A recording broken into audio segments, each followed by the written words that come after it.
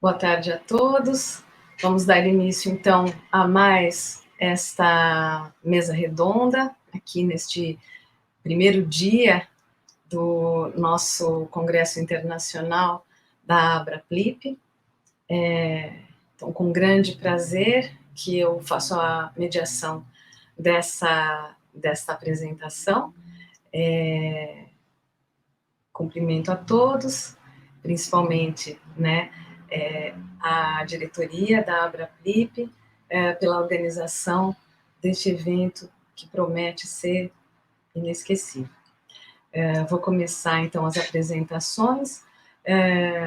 Farei isso uma a uma, né, à medida que os nossos participantes forem fazer as suas falas. Então, começo justamente com o professor Jorge Fernandes da Silveira, que é um professor emérito, tem graduação em Português e Literaturas de Língua Portuguesa pela Universidade Federal do Rio de Janeiro, tem mestrado em Letras pela Pontifícia Universidade Católica, também do Rio de Janeiro, e doutorado em Letras pela Universidade Federal do Rio de Janeiro. Atualmente, ele é professor adjunto 4 da Universidade Federal do Rio de Janeiro e professor titular da Universidade Federal do Rio de Janeiro.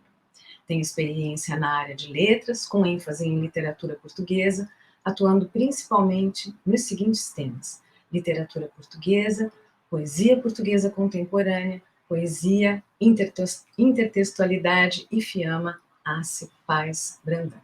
Então, vamos agora ouvir o professor Jorge Fernandes da Silveira, que nos vai apresentar uma comunicação intitulada Os Usos em Ura.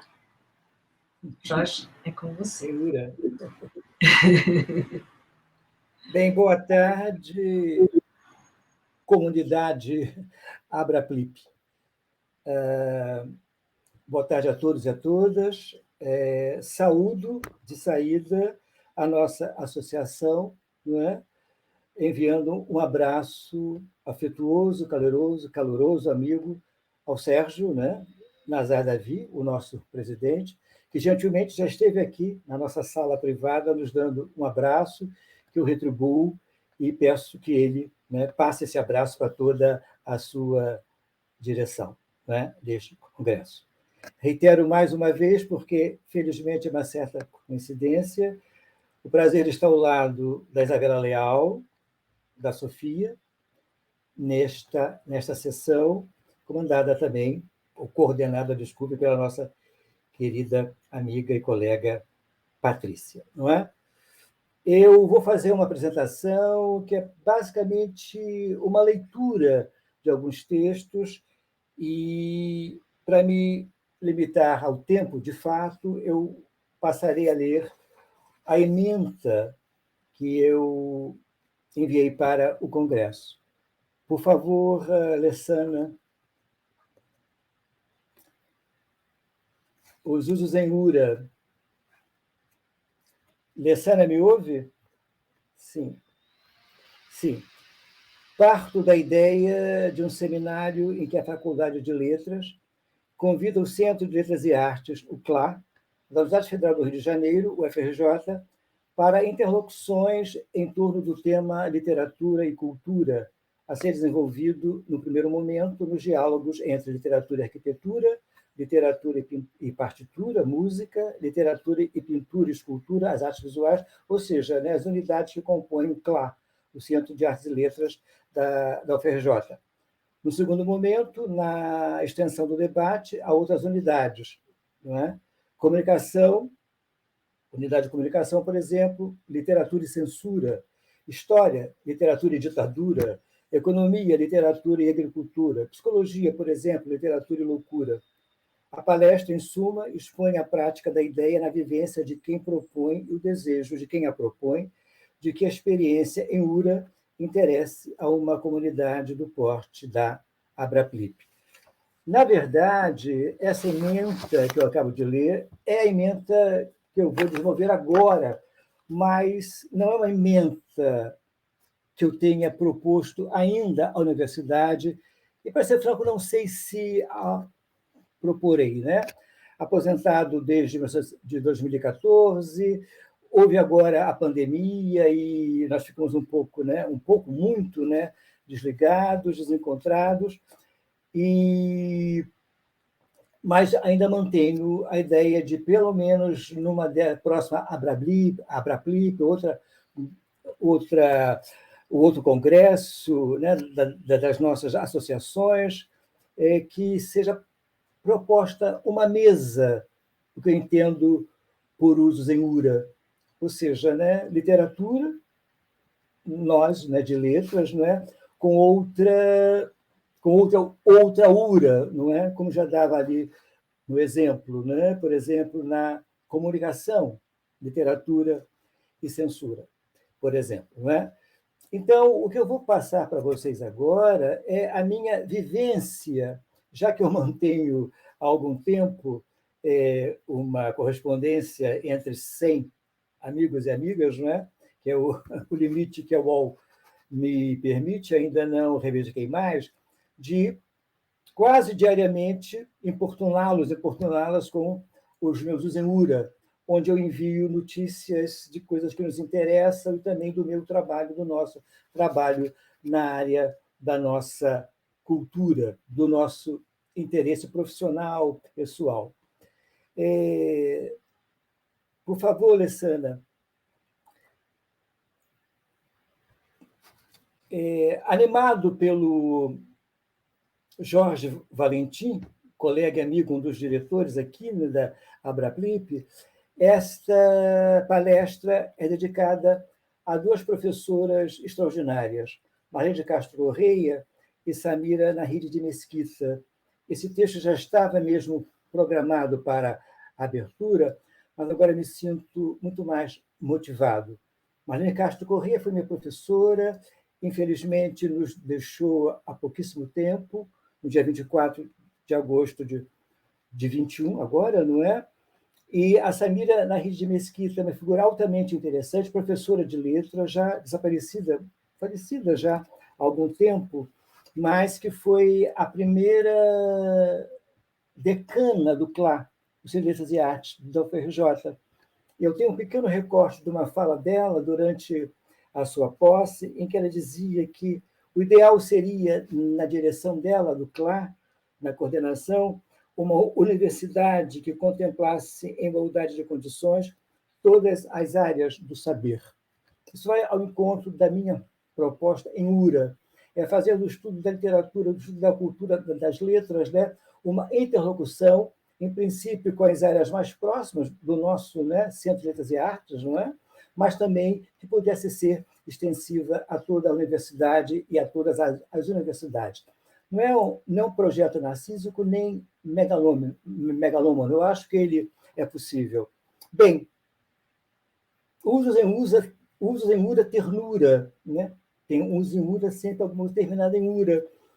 E de Maria de Castro Correia eu fiz, muito comovido pela sua passagem, aproveitando o sobrenome dela, de Castro Correia, do Marlene, não é?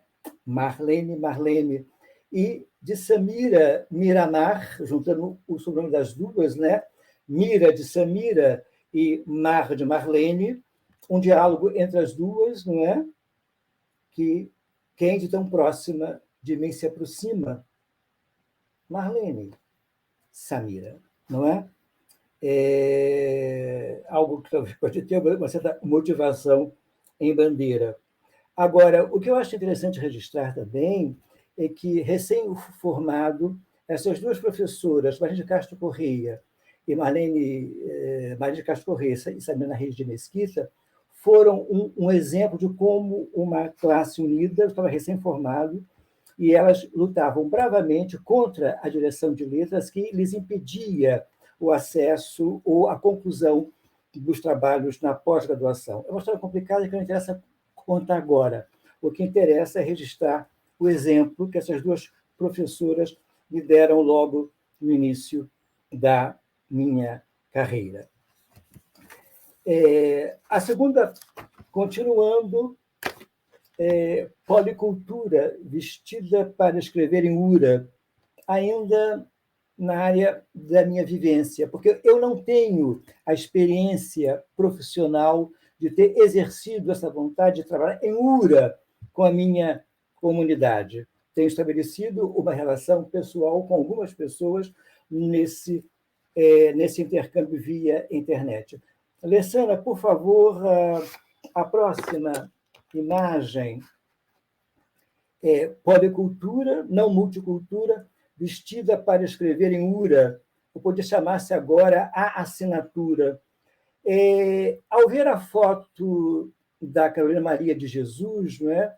Agora, né?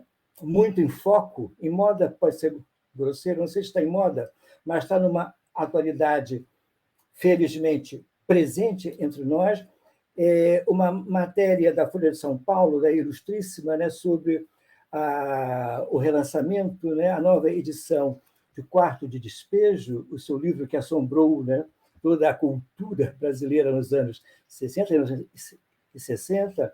Ao ver esta imagem, essa fotografia da Carolina, eu vi, ao mesmo tempo, uma foto de Fiamarce Paz Brandão.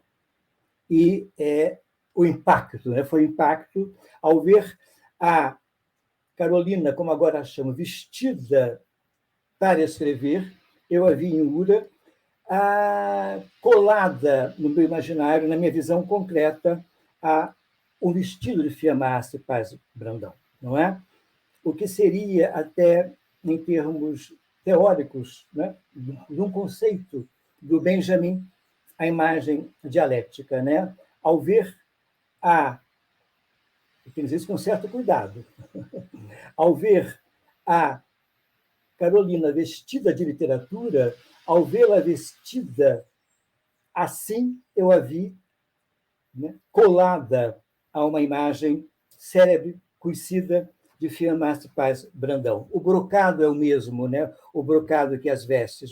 É impressionante, eu digo a semelhança, né? Eu não estou procurando comparações. Agora, as duas imagens juntas me lembram um conceito do Benjamin, que é a imagem dialética, né? Ela não é temporal, ela tem uma contemporaneidade, né, que faz dela alguma coisa que traz o passado presente por uma imagem, não é? Que pode ser até uma ideia do contemporâneo, segundo o Agamben. Eu vou ler, eu acho que eu prefiro ler o próprio conceito do Benjamin sobre imagem dialética. As imagens dialéticas pertencem apenas a uma determinada época. Não pertencem, desculpe, não pertencem, porque elas só se tornam legíveis numa determinada época. Pois, enquanto a relação do presente com o passado é puramente temporal, a do ocorrido com o agora é dialética, não de natureza temporal, mas imagética, né? Eu acho que essas duas imagens explicam bem o que eu quero dizer, né? E, dentro da minha proposta de vivência, eu tenho trabalhado com algumas colagens, e, ao ver as duas fotos, eu recorri a poemas de Sofia de Mello Breiner, e os leio no quarto. Claro, a imagem, né, que me guia é no quarto de despejo, nessa interlocução entre imagens que vão levando o meu imaginário para um uso em URA, em que o lugar da literatura com a imagem, com os outros URAs, é uma longa conversação. Leio de Sofia no quarto. No quarto, roemos o sabor da fome. A nossa imaginação divaga entre paredes brancas, abertas como grandes páginas lisas. O nosso pensamento erra sem descanso pelos mapas, a nossa vida como um vestido que não cresceu conosco. Não é? Eu acho que até, sabe, eu posso começar a me calar que esses versos da Sofia vão bem ao encontro do que eu entendo, por ter aprendido Benjamin, a função, o sentido da imagem dialética, né, em que eu estabeleço uma relação entre o passado e o presente, e vou chegando ao fim da citação, em que a presença da imagem da Fiamma vestida de Carolina, ou Carolina vestida de Fiamma, né, estabelecem uma relação espantosa com o presente. Leio a Caia. A Caia também é um poema de Sofia. Aqui despi meu vestido de exílio, e sacudir de meus passos a poeira do desencontro. Eu acho que eu vou de encontro ao desencontro da Sofia, entendendo, claro, o sentido do texto, mas dentro da minha proposta. Poema da Sofia. Cantaremos o desencontro, o limiar e o linear perdidos. Cantaremos o desencontro, a vida errada num país errado. Novos ratos mostram a avidez antiga. Eu acho que aí o poema de Sofia vai exatamente ao desencontro que o Brasil tristemente assiste entre literatura e cultura e, digamos, né, e a governança e o nosso Estado político presente. Há um divórcio, há um desencontro presente entre nós, entre os órgãos, né, promotores de cultura e o nosso trabalho com a cultura. E leio, nesse encontro que esses textos promovem, apenas o registro de passagens da Carolina do seu quarto de despejo, do seu diário. A primeira citação é de 55, as demais são dos anos seguintes. Terminaram a refeição, lavei os utensílios, depois fui lavar roupas. Eu não tenho homem em casa, é só eu e meus filhos, mas eu não pretendo relaxar. O meu sonho é andar bem limpinha, usar roupas de alto preço, residir numa casa confortável, mas não é possível. Eu não estou descontente com a profissão que exerço. Já habituei-me a andar suja. Já faz 8 anos que cato papel. O desgosto que tenho é residir em favela. Não sei se eu visto Carolina de literatura. Não a visto de fiamma, pelo amor de Deus. Agora, eu a visto de um lugar da cultura, vestida de cultura, que ela, felizmente, finalmente, parece estar alcançando no seu revival, na sua volta às editoras. 23 de maio. Antigamente era a macarronada o prato mais caro, agora é o arroz e feijão que suplanta a macarronada. São os novos ricos. Passou para o lado dos fidalgos. Até vocês, feijão e arroz, nos abandona. Vocês que eram os amigos dos marginais, dos favelados, dos indigentes. Vejam só, até o feijão nos esqueceu. Não está ao alcance dos infelizes que estão no quarto de despejo. Quem não nos represou foi o fubá, mas as crianças não gostam do fubá. Bem, está por demais clara a minha relação, né? Desenvolvê-la fica até deselegante. 2 de dezembro, passei a tarde arranjando as latas. Depois fui na Bela Vista buscar um caixote. Quando eu passava perto do frigorífico, o caminhão de ossos estava estacionado. Pedi os ossos para o motorista. Ele deu-me um que eu escolhi. Tinha muita gordura. Fiz a sopa e comecei a escrever. A noite surgiu, né? Pode ser a noite da criação, a noite da inspiração, né? E esses, né? Fica uma imagem contraditória de uma violência, né? Escrever à noite, né? De romântica não tem nada a imagem, é de um realismo quase brutal que vai ao encontro de uma foto que a mim não escandalizou, mas a nós nos horrorizou mais uma vez, né? De ossos disputados pelos miseráveis de São Paulo, hoje, anteontem, espero que não mais por muito tempo. Continuando com a Carolina, eu tenho sempre medo do tempo, porque eu vou só ler, falo demais, daqui a pouco começo eu a correr contra o tempo. Insisto nisso, o Zuzenhura aqui, talvez até algum editor se interesse pelo Zuzenhura, porque não tem nenhum trabalho ainda em nível profissional, é o nível pessoal, é minha vivência. Explicação quase desnecessária nas 3 fotos de Carolina Maria de Jesus, na Ilustríssima de ontem, com o Parque 61 e quarto de despejo.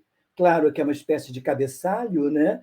De uma identidade da Carolina que se define através desse texto, ou seja, é uma espécie de modo de tensionar algo que são 3 ou 4 fotos que estão na reportagem da Ilustríssima, né? Da Ilustríssima, né? Que é, digamos, né? O que há de ilustríssimo na cultura brasileira nas edições de domingo da Folha de São Paulo, né? Há um caderno no meio, são as 2 páginas com a Carolina em 3 fotos, mas todas elas com essa legenda. A escritora Carolina Maria de Jesus, Noite de Autógrafos, a escritora do seu livro Quarto Despejo, em 60, Acervo Última Hora, ou seja, o que faz uma mulher preta sentada à mesa com caneta na mão direita em 1960? Não cata, não lava, não passa, não serve. Escreve. E o mais importante, o mais comovente, sem banalizar, né? Mas autografa. Se você for ao dicionário, como eu fui, óbvio, a gente já sabe, né? Assinatura de pessoa, o autógrafo, né? Ela autografa a sua edição. A foto é de 60, do lançamento, assinatura de pessoa célebre e vestida de literatura, né? A imagem que me vem da Fiamma, a não cata, ela era catadora de papel, não lava, era empregada doméstica, não passa, passadeira, não serve. Não era criada de servir, ela escreve, ela autografa. Quer dizer, no nível da identidade que eu procuro no Zuziura, indo aos meus colegas de outras unidades, de outras reflexões, de outras teorias, de outras técnicas, diria Fiamma, né? É uma identidade de um pertencimento cultural, que se há na cultura brasileira uma figura que retorna com imagens tão tristes como a catadora de ossos para fazer sopa para os filhos, né? Ou seja, isto faz a minha vontade de transformar esse Zuzenura num projeto que envolva não só letras, envolva outras unidades, outros setores, né? Outras culturas, digamos assim, não é? Uma coisa interessante que a foto não vai dar para ver, se a Alessandra podia voltar um pouco a imagem, sim, para mim, não, voltar a imagem da Carolina escrevendo no autógrafo, essa, por favor, não é? Com Parker 61. A minha grande dúvida é se essa Parker que está na mão da Carolina é Parker 61 ou Parker 51. Não dá para perceber. Isso também é importante, porque a Parker 61, 50 anos, o grande prêmio que as famílias davam aos filhos quando chegavam à idade de ir para a universidade. Isso é coisa dos anos 60, né? E talvez a fixação em 61 tenha uma história muito próxima à minha, mas eu acho que esta caneta é a Parker 61 que eu tive. Eu nunca tive uma Parker 51.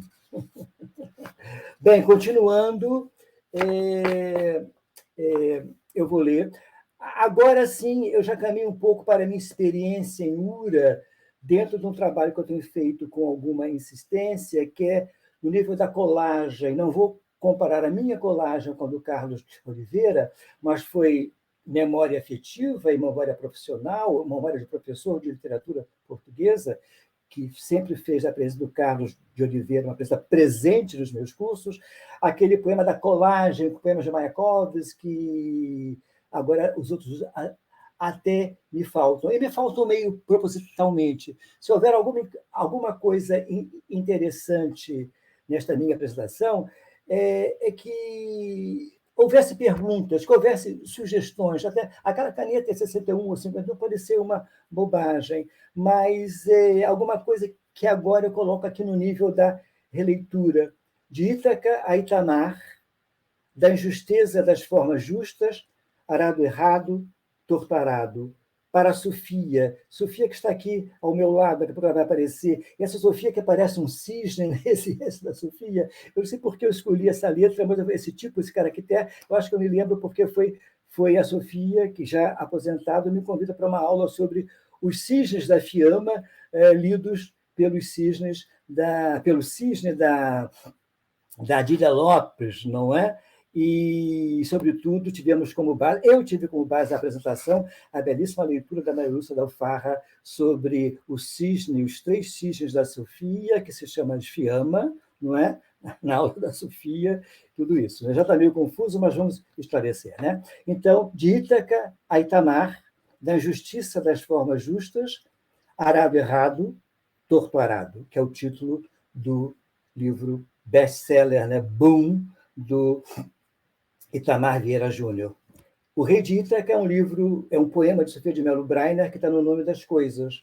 E lembro sempre de uma passagem do Eduardo Paulo Coelho que dizia: o nome das coisas é algo tão importante como o primeiro livro que escreveu a Revolução dos Cravos de 74.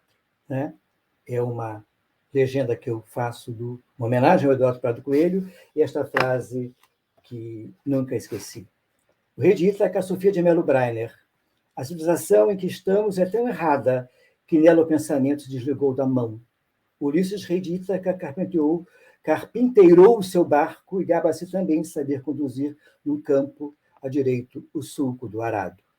Claro que, movido pelo que interessa na poesia, né, o ritmo, mas no nível do significante, a minha experiência como leitor de poesia que se manifesta nesta colagem que eu vou, né, do rei de Ítaca, o poema da Sofia, fazendo um jogo com o reino de Itamar. E os versos que eu leio agora do Itamar não são versos, são passagens, né, da sua narrativa, do seu romance, que eu disponho, né, como se fossem versos. E, claro, a leitura, a interlocução, é uma colagem, né, movida pela semelhança, porque não me interessa fazer comparações, eu não faço comparações. Bem, o que me importa é colocar uma coisa ao lado da outra, né? Desde a foto da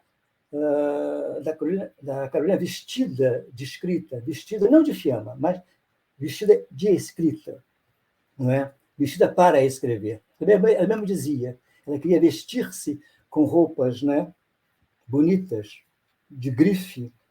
O reino de Itamar, você recorda seu pai arrastando o arado, antigo de ferro retorcido, pesado, rasgando a terra em linhas tortas, aqueles sulcos onde lançava a semente do milho. Era um arado torto, deformado, penetrava a terra de tal forma a deixá-la infértil, destruída, dilacerada. Não é? Então, é uma releitura, né, do poema da Sofia, atualizado, uma espécie de uma proposta, né, de imagem dialética entre o presente de uma narrativa que ainda põe a nu, né, a relação entre o campo e a cidade, entre o campesinato e a cultura brasileira, né, e a sobrevivência no Brasil, não é, que vai ao encontro, então, desta minha proposta de releitura através de imagens, né, do presente do Brasil. Alguma coisa que me parece lembra, e agora eu vou arriscar, né, a belíssima conferência de abertura da Helena Buesco, né? Alguma coisa seria assim, uma narrativa no nível da cidadania, dizia ela a respeito do Herculano, se eu não estou lendo mal, né? O passado com uma visão de futuro no presente. Talvez seja uma maneira até interessante de ler a colagem entre o Ítaca de Sofia, o Itamar do nosso presente, não é? Bem, já agora chegando ao que seria realmente o nível da experiência, usos em Ura. Por favor, Lessana, próxima. Se eu estiver correndo, eu peço desculpas, que eu vou correr mesmo, senão eu não chego lá. Eu gosto muito desta experiência com a minha vontade de estar em Ura. Eu hoje sou muito feliz em Ura. Eu estou aposentado, eu tenho uma relação, como todos nós temos agora, dolorosa, à distância da universidade. Como seria mais interessante, talvez até eu fosse mais interessante se estivesse ao vivo. Eu não gosto de... Eu estou me vendo falar, eu não vejo ninguém, eu não vejo expressões. Para mim é muito desconfortável, mas eu estou muito feliz em estar aqui, claro. O Zenura, que é quando cruzo a São José com a Rio Branco. Claro, a citação do Caetano é óbvia. Me faltam 5 minutos, é isso? Sim. A foto é minha, eu atravessava a caminho de Niterói a rua São José, vindo da Rio Branco, vindo do metrô, e vejo esse par de sapatos. que me lembrou logo, mas logo, uma foto da Teresa, desculpe, um quadro, mas uma imagem da Teresa Dias Coelho, que é a coautora, a pintora Teresa Dias Coelho, com a Maria Velho da Costa, de Dores, um livro de contos extraordinário. E a foto que eu colo, a capa da segunda edição de Dores, da Maria Velho da Costa, me fez esta montagem, que eu acho interessante, do modo que eu penso que pode ser, né, uma usenura, uma interlocução entre a literatura, o conto, os contos da Maria Velho da Costa, com as imagens, com as ilustrações, com os quadros da Teresa Dias Coelho, né? A pintora, a ilustradora, a escritora, e como isso pode resolver de uma maneira de me ilustrar, me ensinar, né, a ler uma fotografia de uma maneira mais, de uma detentora de outra técnica. A legenda é minha, e aqui é uma questão de ritmo. Como ler o que eu escrevo, né? Andrade, andadores, ainda há dores no meio do caminho. Andrade Pedras, não é? Eu não tenho tempo para fazer um jogo. Aqui eu vou fazer um jogo de várias leituras, mas o intertexto, né, que está aqui claro, é a Pedra do Caminho, do Carlos Drummond de Andrade, e um jogo com Oswald de Andrade, com os Andrades, né, com os Andrades do nosso modernismo, né? E gostaria de dar a esse verso final, né, algo assim: Andrade Pedras, né? Como se fosse uma espécie de vocativo, Andrade voz, pedras, alguma coisa do tipo, não é? Eu vou pular a próxima, mas é uma que seria Usenura Partitura, em que eu faço uma leitura de versos de Fiammas Paz Brandão, de Maria Teresa Horta e de Luísa Neto Jorge. Eu vou ler os textos em que é uma ilustração do Lolita Nabokov, não é? E uma foto da Grace Jones. Falo como agulha de sangue a cozer-me todo o corpo à garganta. Luísa Neto Jorge, o poema Terra Imóvel. Água íntima dos lábios, Fiammas Paz Brandão, um poema de Fiamma, de Grafia 2, e A Minha Sede é uma Fêmea, uma Égua, que é um poema de geografia de... O poema se chama Geografia, o poema de Maria Teresa Horta, Minha Senhora de Mim. Aqui seria uma relação entre a música e a literatura, o ritmo desses poemas, e, sobretudo, a imagem do erotismo, da sexualidade, da censura, do que possa ser, mas, infelizmente, essa imagem vai ficar boicotada, não é? Para concluindo, eu tenho aqui uma espécie, por favor, Lessana, como eu espero que haja perguntas, não é? Esse jogo, não é? Em que eu corri o risco, isso pode ficar um pouco banal, né? Mas jogo como óbvio, Luísa Luz, Fiamma Chama, Teresa exorta, não é? O texto pode voltar a ser lido, não é? Eu vou concluir, eu tenho tempo para concluir com esta próxima imagem, que é uma colagem que aproxima, através do título, através da coincidência, um livro recém-lançado da Hannah Arendt, não é? Que é Escada Sem Corrimão. É uma imagem que ela desenvolve a partir de 58. O livro foi lançado agora no Brasil, saiu em 2018 nos Estados Unidos, né? Escada Sem Corrimão. E a coincidência de ver agora, há pouco tempo, no Globo, a descoberta ou o relançamento de uma série da Lygia Clark, né, a pintora, artista plástica, que chamou Escada. Ela chama de Escada, versão única. Ela, a Lygia Clark, em 51. Então, o que eu fiz foi, mais uma vez, fazer de Ura um lugar coincidente, o espanto, né? Que liga, claro, uma artista plástica a uma teórica da política, a uma filósofa, né? Através dos títulos. Lygia Clark, Escada, versão única, o título é dela, Pensar sem corrimão, Hannah Arendt, 1958, não é? E fazia um jogo entre as imagens da Lygia Clark e o título da Hannah Arendt, não é?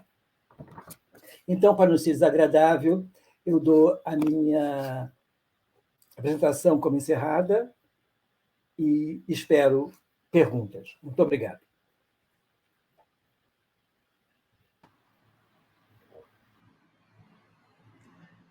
Bom, acho que nós é que agradecemos a você, Jorge, por esse exemplo do exercício da liberdade de reflexão, né? Assumindo esse desafio que é viver em Ura. Maravilha. Muito obrigada. De certeza temos que conversar sobre isso mais à frente. Antes disso, vamos ouvir a professora Isabela Leal, fazer uma rapidíssima apresentação dela, que tem graduação em Psicologia pela Universidade Federal do Rio de Janeiro, mestrado em Letras pela Pontifícia Universidade Católica do Rio de Janeiro e doutorado em Letras pela Universidade Federal do Rio de Janeiro. Ela fez um pós-doutorado junto ao Departamento de Letras Léo-Latinas da UFRJ, com uma bolsa da FAPERJ, e atualmente ela é professora de literatura portuguesa na Universidade Federal do Pará. E é professora do programa de pós-graduação em letras também da Universidade Federal do Pará. A experiência acadêmica dela, de pesquisadora, se dá na área de letras, com ênfase em literatura portuguesa. Ela atua principalmente nos seguintes temas: tradução, corpo, linguagem, Portugal e alteridade. O título da fala da professora Isabela Leal é Diálogos entre Poesia e Artes Visuais nas Vanguardas Tardias em Barcelona e Lisboa. O título já promete. Vamos ouvi-la.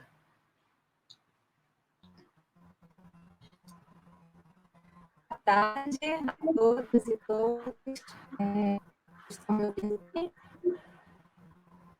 Eu agradeço, Patrícia, pela apresentação e quero, de início, agradecer a organização da... Professora, Oi? seu áudio está travando. Travando? Isso. Bom, deixa eu tentar mais um pouquinho para a gente ver se continua, tá bom? Não apareço na tela?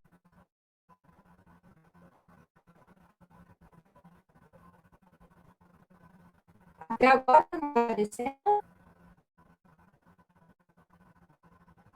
Nossa, mas bom, só se eu conseguir entrar de novo, porque eu não mexi nada desde que a gente fez aquele teste do início. Qual seria a orientação desse ano? Professora, tenta sair e entrar na tela, na sala do StreamYard novamente, por favor. Vou falar pelo chat, acho que a senhora não está me escutando.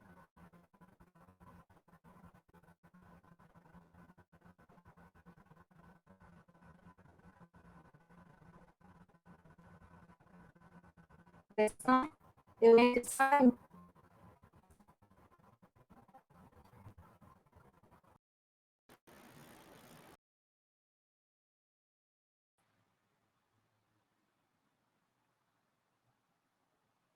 Bom, tivemos um pequeno problema técnico com a transmissão da professora Isabela Leal. Esperamos que em breve ele esteja resolvido e ela possa fazer a sua apresentação. Um instante só.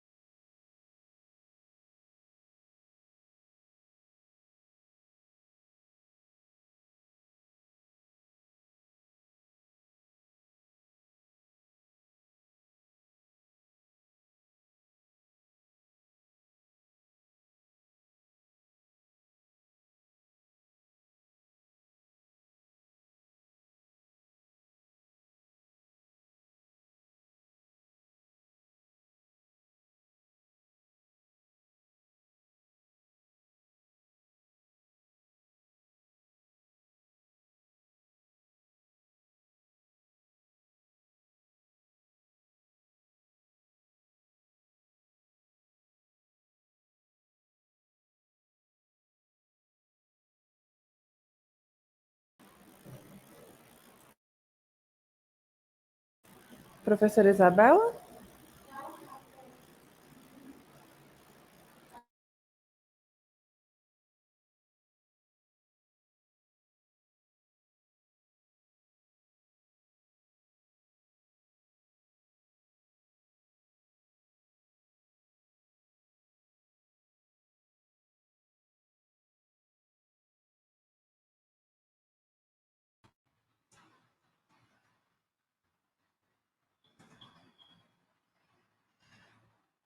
Então, o problema da transmissão da Isabela perdura, e nós faremos, então, uma inversão na apresentação, né, na ordem da apresentação. Ouviremos, então, agora a professora Sofia de Souza Silva, a quem eu saúdo e apresento rapidamente, antes de ela nos falar. A professora Sofia de Souza Silva atua como professora de literatura portuguesa na Universidade Federal do Rio de Janeiro desde 2010, tendo lecionado na USP e na PUC Rio. Ela tem mestrado e doutorado pela PUC Rio, com tese sobre as obras de Sofia de Mello Breiner e de Adília Lopes. Ela é graduada em comunicação pela UFRJ e atuou também no mercado editorial como revisora e tradutora. Em 2018, desenvolveu pesquisa de pós-doutorado na Universidade do Porto, em Portugal, com a qual mantém intercâmbio como pesquisadora do Instituto de Literatura Comparada Margarida Loza, desde 2015. Privilegiando os estudos de poesia portuguesa moderna e contemporânea, é membro da Rede Internacional de Pesquisa Lira Compoetics. Tem colaborado com periódicos acadêmicos e capítulos de livros no Brasil e no exterior. Publicou Fernando Pessoa, Para Descobrir, Conhecer e Amar, livro distribuído para os professores bibliotecários da Rede Pública Municipal de Ensino do Rio de Janeiro. E organizou a questão As Minhas Contas, antologia de Adília Lopes, na qual publicou um estudo sobre a obra da autora. O título da sua apresentação é Modos de Ler. Então, por favor, Sofia. Boa tarde, Patrícia Cardoso, muito obrigada por essa apresentação assim tão detalhada. Só queria fazer uma pequena observação, que eu fui professora da Universidade Federal de São Paulo, que é a Unifesp, né? Não foi da USP. Foi um período curto, de aproximadamente 2 anos, mas do qual muito me orgulho e que me trouxe muita alegria. Bom, eu começo então essa minha participação nesse congresso da Abraplip, intitulado Modos de Ler, com um agradecimento à diretoria da Abraplip, na pessoa do seu presidente, o professor Sérgio Nazar Davi, que gentilmente veio nos saudar aqui logo antes da sessão começar, e na da professora Maria Luísa Scher Pereira, que foi a pessoa que me dirigiu o convite para participar desse congresso, assim como de todos os organizadores e organizadoras desse evento de proporções monumentais. Agradeço ao Eduardo da Cruz, à Viviane Vasconcelos e a toda a equipe que tem feito da equipe deste feito, né, digno de nota, num tempo especialmente difícil para a nossa atividade. Agradeço ainda por me terem posto justamente nesta mesa com a professora Patrícia Cardoso, que também dirigiu a nossa associação, o professor Jorge Fernandes da Silveira, a professora Isabela Leal, colegas por quem tenho a maior admiração, respeito e amizade. É uma alegria ser da companhia de vocês.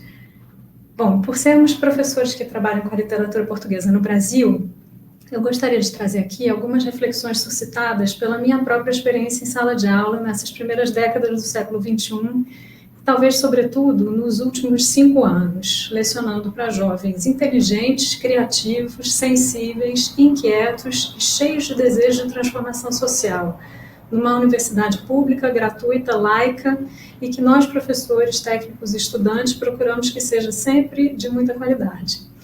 Ainda que a disciplina que me caiba seja a poesia portuguesa do século XX, os assuntos do momento nunca deixam de vir à tona, né, diante de jovens com esse perfil e que poucas pessoas conhecem, né, esse perfil do estudante universitário das universidades públicas do Brasil. Poucas pessoas fora do ambiente universitário, quero dizer, né, claro. Então, os assuntos do momento nunca deixam de vir à tona e, tanto quanto possível, né, tanto quanto eu posso, são acolhidos na sala de aula.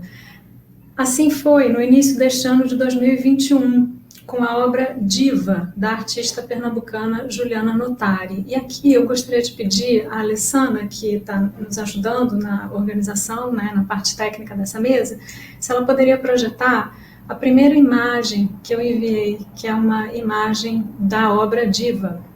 É a primeira fotografia, essa fotografia foi tirada do Instagram da Usina de Arte, que é o local onde essa escultura se encontra, né? Então a obra se chama Diva, é de autoria da artista pernambucana Juliana Notari, e ela foi inaugurada, né, nesse início de 2021, na Usina de Arte, Museu de Arte Contemporânea a céu aberto, no município de Água Preta, em Pernambuco. Esse museu-parque funciona numa antiga usina de engenho desativada na região sul da chamada Zona da Mata Pernambucana, não muito distante do estado de Alagoas. Na região, marcada pela monocultura da cana-de-açúcar, pouco ou nada resta da original mata, que dá nome a essa porção do estado de Pernambuco.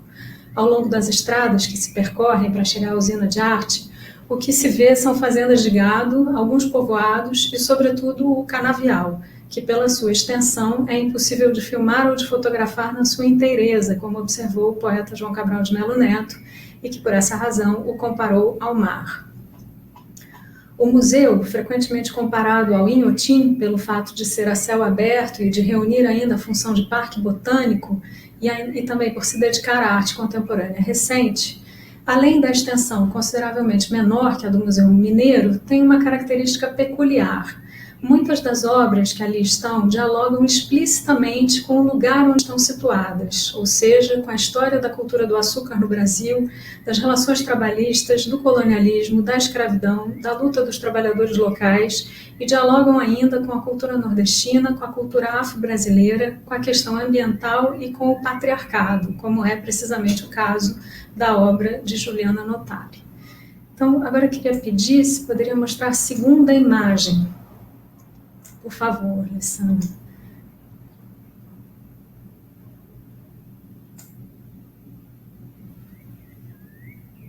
A segunda imagem é uma obra de Bené Fonteles chamada Tempo Templo. É uma parte dela, na verdade, né? E a terceira imagem também já pode aparecer. Tem aí o copyright da Usina de Arte. Vocês estão vendo? São imagens que eu peguei no Instagram. A próxima já poderia aparecer também, por favor, que é das obras de José Rufino. Bom, as obras de José Rufino, que ocupam o antigo hangar da usina, recolhem os instrumentos de trabalho usados ali e intervêm sobre as fichas de pagamento dos antigos trabalhadores da usina ao longo de todo o século XX até os anos 90. Pela sua proximidade com a obra Tempo Templo, de Bené Fonteles, que homenageia os orixás cultuados no candomblé, os instrumentos de trabalho dos canavieiros recolhidos por Rufino se tornam curiosamente próximos dos objetos associados aos orixás e que simbolizam a sua presença. Não sei se está dando para ver, acho que não avançou para a próxima imagem, né? Bom, isso aí é a obra de José Rufino, quer dizer, uma parte, é uma delas, né? São diversas obras que estão dentro de um mesmo hangar, mas ele foi usando o material que encontrou no próprio hangar. A próxima imagem também é de uma obra de José Rufino, aí agora um close, né? E o que eu estava dizendo é isso, é que essas peças, elas depois, quando você vê uma obra perto da outra, de Bené Fonteles e de José Rufino, você vai vendo uma certa semelhança, elas revelam, né, essa semelhança entre os instrumentos de trabalho e os objetos associados aos orixás. Bom, do mesmo modo, a obra Tinha que Acontecer, que é uma outra, que tem aí uma imagem dela, se puder avançar aí, isso. Aí é uma imagem da Tinha que Acontecer, de Flávio Cerqueira, né, representa a cabeça de um bandeirante tombada, remetendo ao debate recente sobre as estátuas de colonizadores escravocratas em todo o mundo. Acho que há mais algumas imagens dessa mesma obra. Isso, é um close. Podia avançar mais uma só.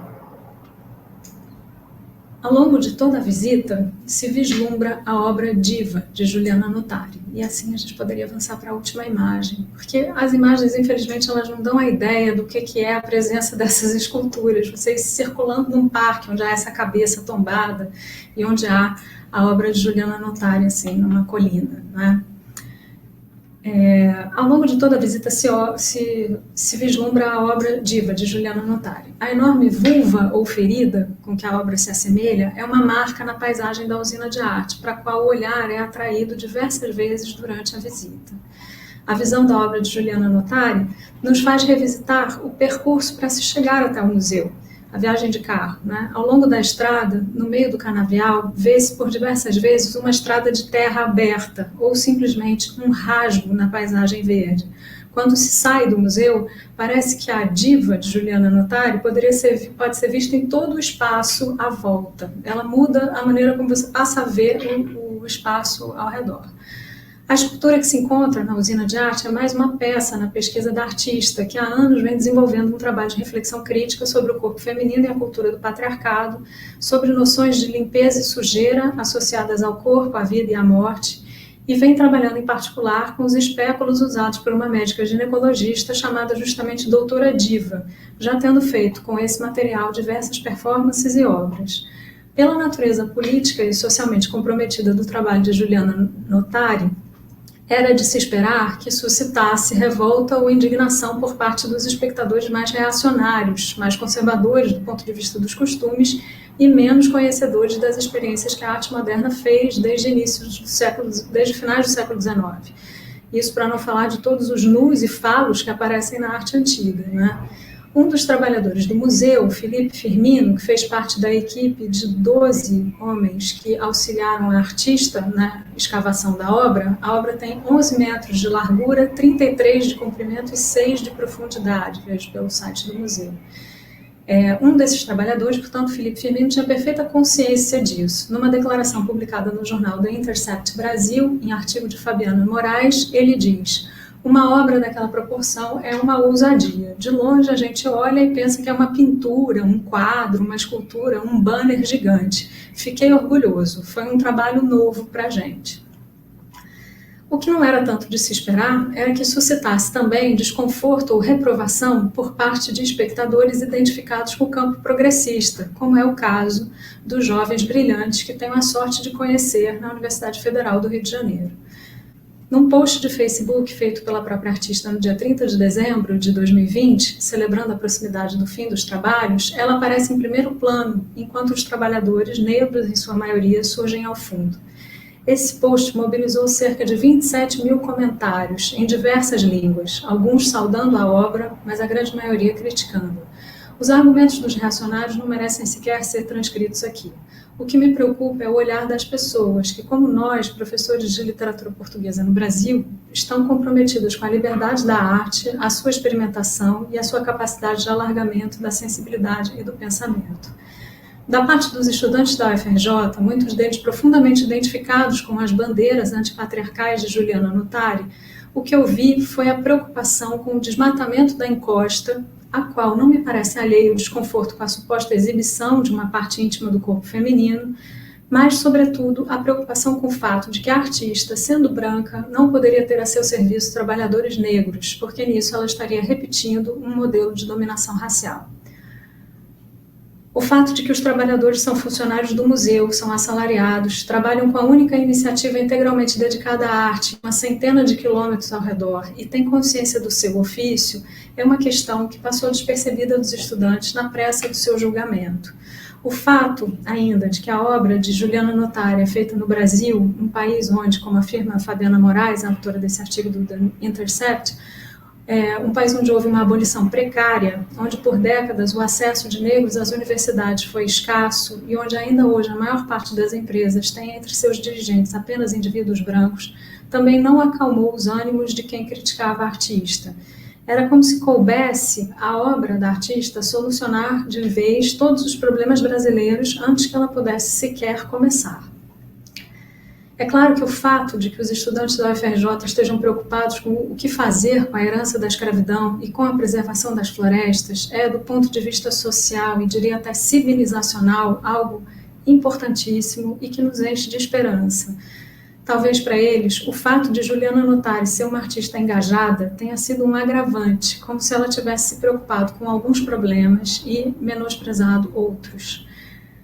Bom, fiz esse grande desvio para a polêmica em torno da obra de Juliana Notari para introduzir uma outra dificuldade que encontro ao apresentar as obras de artistas ligados às primeiras experimentações no início do século XX português e a sua radical defesa da liberdade da arte, como é o caso de Fernando Pessoa, e em particular das obras do heterônimo Álvaro de Campos. Mesmo na longa recepção que a obra de Fernando Pessoa vem tendo entre poetas portugueses desde a sua publicação pela Ática na década de 40, tem havido lugar para diversas homenagens, apropriações e citações, mas também tem havido espaço para críticas mais ou menos sutis ao poeta. E há algo que parece um denominador comum dessas avaliações severas. Entre os poetas, Sofia de Mello Breiner Andressen, nascida em 1919, que dedicou diversos poemas à Pessoa, recorre mais de uma vez à expressão não vivido para falar do criador dos heterônimos. No poema Cíclades, Pessoa é esquartejado pelas fúrias do não vivido. No poema Fernando Pessoa, de livro sexto, ele é quem invoca a presença já perdida e diz que foi como as ervas não colhidas, numa alusão ao poema escrito num livro abandonado em viagem, de Álvaro de Campos, cujo verso final diz: fui como ervas e não me arrancaram. É como se nele a vida e a obra se opusessem e a escolha fosse sempre em favor da obra em detrimento da vida, e talvez, sobretudo, do amor. Jorge de Sena, poeta e ensaísta nascido também em 1919, no prefácio que apoia a reunião da sua obra poética publicada em 1960, fala de artifício e de orgulho a propósito da criação dos heterônimos, que identifica o fingimento, uma espécie de ausência do indivíduo. A esse fingimento, Sena opõe uma noção própria de testemunho, com a qual identifica a poesia e por meio da qual caberia à poesia efetivamente transformar o mundo. O fingimento, segundo Sena, serviria apenas para educar o espírito, mas não para transformar. Mário Cesarini, nascido em 1923, expoente do surrealismo português tardio, não é o surrealismo português é tardio, escreve em um louvor e simplificação de Álvaro de Campos, no qual substitui o paquete que está com a distância da ode marítima de Campos por um simples e cotidiano barco para o Barreiro, região não glamourosa da periferia de Lisboa, como se quisesse trazer Campos para um presente histórico. Alguns anos mais tarde, o mesmo Cesarini escreve um livro sobre Pessoa, ao qual dá o título de O Virgem Negra, aludindo não só ao cadáver do poeta, encontrado intacto e escurecido no momento do traslado do corpo para o Mosteiro dos Jerônimos, em Lisboa, mas também evidenciando o parco erotismo da poesia dos heterônimos mais conhecidos e imaginando entre eles um encontro verdadeiramente sexual. Até mesmo no campo do ensaio, um dos mais finos intérpretes de Pessoa, Eduardo Lourenço, refere-se à sexualidade branca e emprega termos como noite e ausência para falar do tempo de Pessoa, quase que numa defesa do poeta. Num texto teórico do movimento neorrealista, datado de 1940, Rui Monteiro assim se apresenta.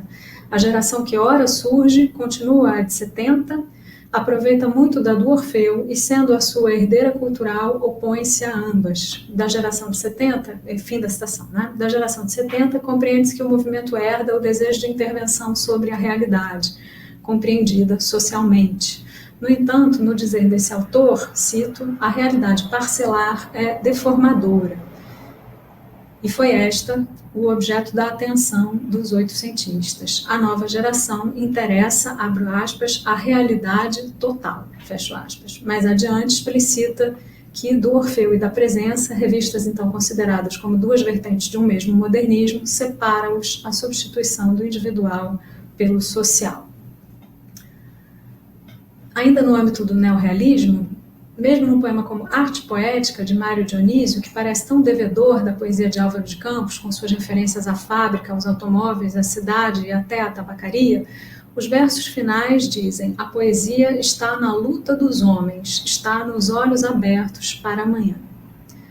Nada parece mais distante de Álvaro de Campos, quando este escreve, e eu cito, tudo menos importar-me com a humanidade, tudo menos ceder ao humanitarismo.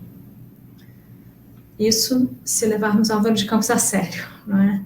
Por trás dessas objeções, mais ou menos veladas, parece haver um incômodo com a maneira como a poesia de Pessoa, ou grande parte dela, se comportou diante de questões históricas do seu tempo.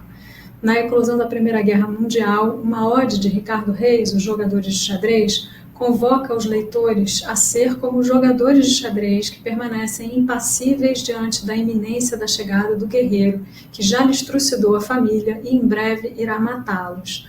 Álvaro de Campos, por sua parte, muitas vezes se põe num lugar deliberadamente afastado da moral e contra a sociedade.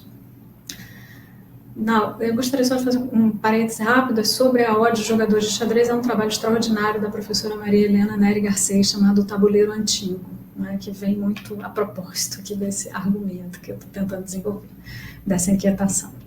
Na Ode Triunfal, um dos poemas com que Álvaro de Campos se apresenta ao público leitor na revista Orfeu, em 1915, ele faz um louvor de tudo aquilo que ainda hoje escandaliza os nossos corações. A maravilhosa beleza das corrupções políticas, deliciosos escândalos financeiros e diplomáticos, agressões políticas nas ruas, e de vez em quando o cometa de um regicídio que ilumina de prodígio e fanfarra os céus usuais e lúcidos da civilização cotidiana. Ele vai fazendo uma longa lista e depois diz: como eu vos amo a todos, como eu vos amo de todas as maneiras. E ao final diz: como todos os meus sentidos têm cio de vós. Pode-se ler esses versos como ironia, e talvez muitos o tenham feito, pois é uma forma de suportar o desconforto provocado por essas palavras. Mas ler como ironia é um modo de apaziguar a contundência do que diz Álvaro de Campos. Na Ode Triunfal, assim como na Ode Marítima e em diversos outros poemas, o lugar que o poeta reivindica para si é a margem da vida social. A sua vida, abre aspas, estática, sentada, regrada e revista, fecho aspas, o poeta contrapõe o desejo de romper com a civilização e até com a condição humana. E cito mais um fragmento da Ode Triunfal. Eu queria ser um bicho representativo de todos os vossos gestos, um bicho que cravasse dentes nas amoradas, nas quilhas, que comesse mastros, bebesse sangue e alcatrão nos convéses. Fim da citação. O pensamento que lê na sua poesia não se identifica nitidamente com qualquer corrente política, moral ou científica, com qualquer tipo de associação unida por um interesse comum, e o tempo todo faz valer a sua independência. Sua poesia diz-nos: quero ser sozinho, não por ser um poeta subjetivo, mas por afirmar que não vai compactuar com a ordem social, não vai se adaptar. Cito, não me vistam as camisas de força das maneiras, diz. É a isto que é preciso dar ouvidos. Exercendo a sua liberdade e a sua independência em relação aos valores que norteiam a vida social no início do século XX, a poesia do heterônimo Álvaro de Campos nos ensina que o que se deve esperar da arte é de outra ordem, é o que não tem lugar no mundo regido pelo trabalho, pelo lucro, pela ideia de progresso, pelos bons costumes ou as boas maneiras, o patriotismo ou a adequação. A sua poesia deixa aflorar ímpetos violentos, expressa desejos masoquistas, impulsos de destruição. Dá voz ao que o ser humano recalca para poder viver em sociedade. É o espaço da transgressão. O espaço onde cabe aquilo que, se viesse à tona na vida social, teria consequências desastrosas. Ela faz ainda a crítica da civilização técnica moderna, da desumanização do indivíduo, do uso do cálculo para o que não pode ser calculado. A sua obra é uma espécie de anti-educação. No seu movimento de crítica à modernidade do início do século XX, ele mostra que o Ocidente é uma potência uniformizadora e aniquiladora de diferenças e singularidades. O Opiário, poema do jovem Álvaro de Campos, já nos revela o desencanto com o mundo seu contemporâneo. E aqui lembro a lição do professor Jorge Fernandes da Silveira, que sempre chama a atenção para, nesse poema, a rima entre China e pequenina. Né? Eu acho que não vale a pena ter ido ao Oriente e visto a Índia e a China. A terra é semelhante e pequenina, e é só uma maneira de viver. Isso é citação do Opiário. A mentalidade técnica europeia, desde o século XV, se expandiu para outros continentes e, em vez de se abrir ao novo, exterminou, escravizou, catequizou, homogeneizou. No mesmo espírito, Almada Negreiros, também poeta de Orfeu, escreve A Cena do Ódio, poema que, aliás, dedica a Álvaro de Campos. E cito um fragmento da Cena do Ódio. Tu que te dizes homem, Tu que inventaste as ciências e as filosofias, as políticas, as artes e as leis, e outros quebra-cabeças de sala e outros dramas de grande espetáculo. Tu que aperfeiçoas a arte de matar, tu que descobriste o cabo da Boa Esperança e o caminho marítimo da Índia e as duas grandes Américas, e que levaste a chatice a estas terras, e que trouxeste de lá mais chatos para aqui, e que ainda por cima cantaste estes feitos. Tu que inventaste a chatice e o balão, e que farto de te chateares no chão, te foste chatear no ar, e que ainda foste inventar submarinos para te chateares também por debaixo d'água. Tu que tens a mania das invenções e das descobertas, e que nunca descobriste que eras bruto, e que nunca inventaste a maneira de não seres, tu consegues ser cada vez mais besta, e a este progresso chamas civilização. Falta pouco, né? Já estou vendo aqui. Desculpa, eu preparei um texto muito, muito longo. Vou pular um pedaço aqui para dizer o seguinte: a independência de Campos também passa por contrariar as expectativas sociais mais comuns, né? Ele pergunta: queriam-me casado, fútil, cotidiano e tributável, numa espécie de resumo da vida dos modernos. Ele escreve, mas apesar da sua, né, o poeta que é capaz de escrever versos tão violentos como os que se leem na Ode Marítima e na Ode Triunfal, é também capaz de denunciar o caráter mortífero da modernidade e das suas guerras, escrevendo em 1916 uma espécie de oração fúnebre pelos mortos da Primeira Guerra Mundial, em curso, a extraordinária Ode Marcial, que tem ficou conhecido com esse título, né? O seu olhar não seleciona nem julga, inclui tudo, a prostituição infantil, a sexualidade fora de padrão, impulsos violentos, diz a todos que o praticam, mas nesse gesto mostra o absurdo cotidiano. Vou passar aqui já para onde eu quero chegar, porque senão não vou chegar lá.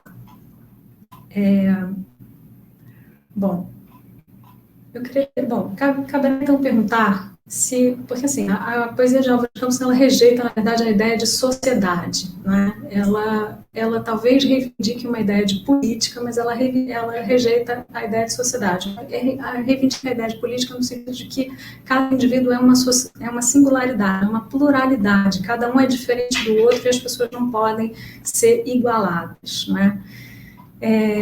Cabe então perguntar se a poesia pode permanecer assim tão independente das questões sociais, né? Com as imensas crises humanitárias e ambientais a que o nosso tempo tem assistido, é quase natural que busquemos na poesia respostas às nossas inquietações. É quase natural que esperemos dos poetas que digam o que queremos ouvir, que as suas palavras nos façam companhia na nossa luta por um mundo antipatriarcal, antirracista, anticapitalista, mais respeitoso ao meio ambiente, mais justo, enfim. O problema dessa reivindicação feita aos poetas, não é que a gente corre o risco de transformar a poesia numa espécie de um espelho da sociedade, quando talvez o que caiba a ela seja mostrar aquilo que é subterrâneo ou aquilo que não tem lugar em outros espaços, não é? E nos convidar a uma liberdade de pensamento e a uma liberdade nos modos de sentir. Em 2015 foi publicado na revista New Yorker um artigo sobre a poesia jihadista, a poesia da jihad islâmica, que é uma coisa que para mim era totalmente desconhecido, o valor imenso que se dá à poesia no autoproclamado Estado Islâmico, não é? Mas é sempre uma poesia de participação, é sempre uma poesia social e uma poesia que chama imediatamente para a ação. E talvez esse contraste entre uma poesia totalmente engajada em uma causa, como é a poesia do jihadismo, e a poesia que se quer totalmente livre, como a de Álvaro de Campos, livre das amarras sociais, vamos dizer assim, talvez nos ensine a importância verdadeiramente política da poesia de Álvaro de Campos. O seu voltar as costas à moral e à sociedade, o seu desejo de libertação de convenções sociais, a sua anti-educação, a sua crítica à ingenuidade da noção de progresso e ainda a sua acolhida do humano em todas as suas dimensões, fraquezas, sonhos, inquietações e dúvidas, assim como das possibilidades e do fracasso da linguagem, constitui uma maneira de ser antitotalitário, de ser plural, Talvez a poesia de Campos nos dê uma tarefa, repensar as exigências de bom comportamento que tantas vezes fazemos aos poetas e artistas nossos contemporâneos, como é o caso de Juliana Notari. Cabe nos perguntar se essa atitude não é, de nossa parte, autoritária e intolerante. Querer que eles se comportem bem, não é? Talvez devamos perguntar-nos se não queremos enredar os nossos poetas e artistas numa trama social e condenar a sua obra ao compromisso imediatista, se não estamos reproduzindo com isso a atitude do Ocidente europeu em seu encontro com o outro. Talvez devamos perguntar-nos se não nos caberia, em vez disso, garantir que o mundo social não destrua a poesia, a arte e a sua liberdade. Muito obrigada.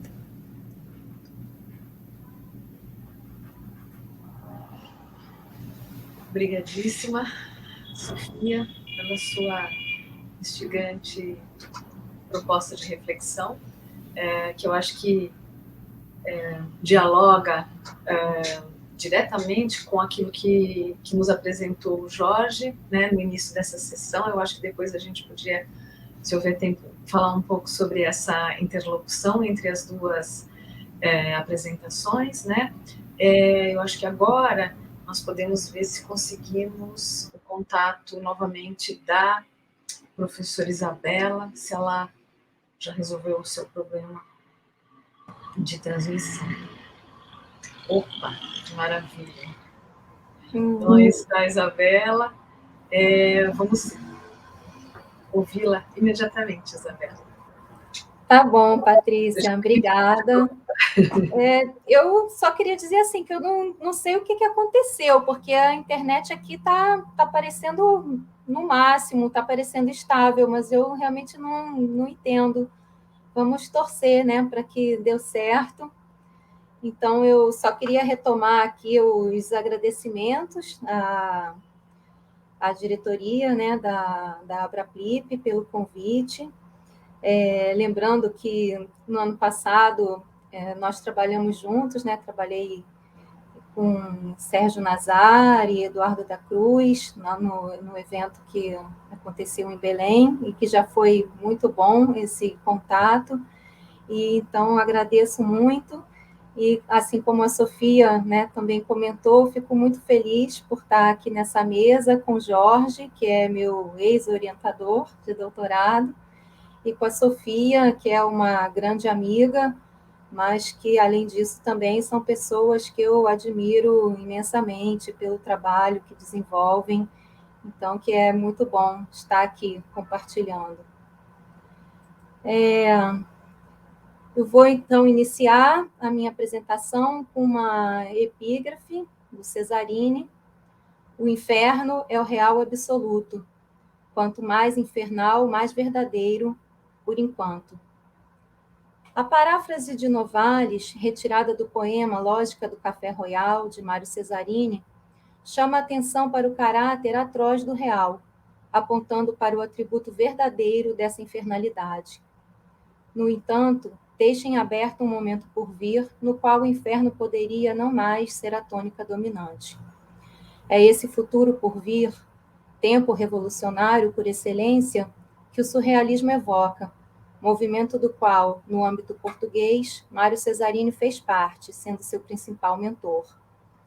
Não cabe aqui analisar o alcance desse movimento no cenário cultural em que se insere, nem a repercussão de sua existência efêmera enquanto atividade coletiva, mas sim tentar mapear alguns de seus traços, problemas e impasses, colocando em paralelismo com outro movimento, decorrido exatamente na mesma época no país vizinho, a Espanha, mais especificamente na Catalunha. Trata-se do movimento em torno da revista Dalt ao Set, que teve no artista Joan Brossa um de seus principais representantes. No surrealismo português, a experimentação em torno da revista também se espraiou pelo campo da literatura e das artes plásticas. Sem ser exatamente um movimento surrealista, o grupo Dalt ao Set manteve com o surrealismo um profícuo diálogo, chegando a ser considerado um grupo surrealista, na opinião de alguns críticos, ou até mesmo por alguns de seus representantes, como é o caso de Arnau Puig, filósofo que participou do processo de criação da revista e assumiu a função de teórico do grupo. É necessário atentarmos para o fato de que esses dois movimentos de vanguarda se desenvolveram já no final da década de 40, e aqui tomo como base o ano de 1948, momento em que é criada a revista catalã, Dalt al Set, e o grupo de artistas que ficou conhecido pelo mesmo nome. Já em Portugal, a organização de um grupo surrealista ocorre em 1947, sob a denominação de Grupo Surrealista de Lisboa, do qual fazem parte muitos dos jovens que se reuniam no Café Hermínios e que foram colegas na Escola de Artes Decorativas Antônio Arroio. O grupo formado contava então com os seguintes nomes: Alexandre O'Neill, Antônio Domingues, Marcelino Vespeira, Fernando de Azevedo, Mário Cesarini, Muniz Pereira, Antônio Pedro, José Augusto França, Pedro On, Antônio Maria Lisboa, Henrique Risques Pereira e Fernando Alves dos Santos. Entretanto, o grupo rapidamente começa a desarticular-se, e na data da realização da primeira exposição, no ano de 1949, este já não contava mais com Mário Cesarini, que dará início à formação de outro grupo chamado Os Surrealistas, também conhecido como Grupo Dissidente, história sobre a qual não irei me alongar, por ser bastante conhecida. Já no cenário espanhol, o grupo Dalt al Set, como o próprio nome sugere, se dizia comprometido com a inovação e com a aposta no impossível, a sétima face do dado, traço assinalado por Arnald Puig. E aí eu cito: pois bem, os integrantes de Dalt al Set, coerentes e surrealistas, queriam realizar umas jogadas diferentes, umas apostas no set, impossíveis de realizarem-se. Suas jogadas, na vida tudo é sorte, uma ousadia ou uma covardia, como tentou mostrar Dostoiévski, nunca poderiam ser ganhadoras, porque ao jogar, ao optar pelo set, esse lado nunca poderia sair. As jogadas de Dalt al Set eram apostas no impossível. Não obstante, seus integrantes apostavam nesse número, nessa impossibilidade.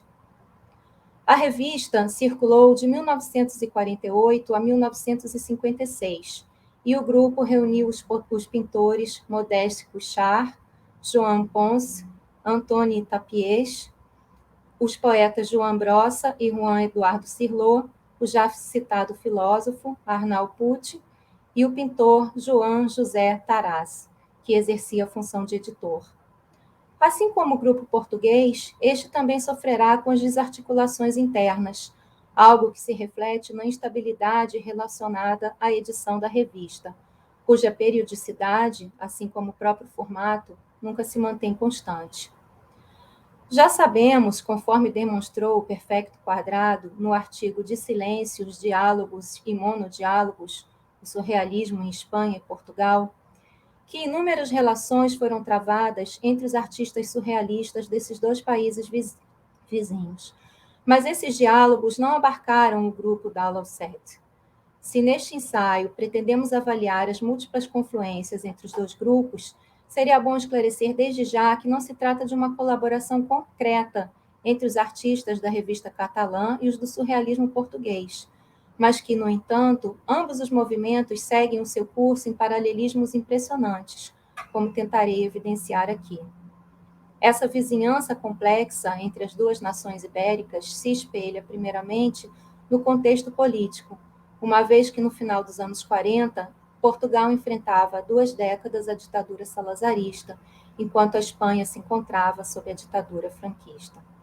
Nesse contexto, a proposta de movimentos artísticos que se apoiavam nos ideais libertários das vanguardas parece necessariamente problemática, como o Perfecto Quadrado também já demonstrou inúmeras vezes, mas mais precisamente em sua antologia A Única Real Tradição Viva, Antologia da Poesia Portuguesa.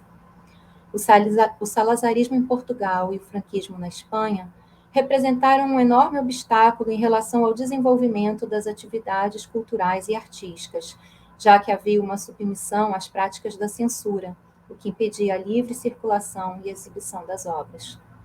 Do lado dos portugueses, não houve a edição de uma revista do grupo surrealista, mas foram impressos alguns cadernos que circularam em pequenas tiragens, como aponta Adelaide Dingatien.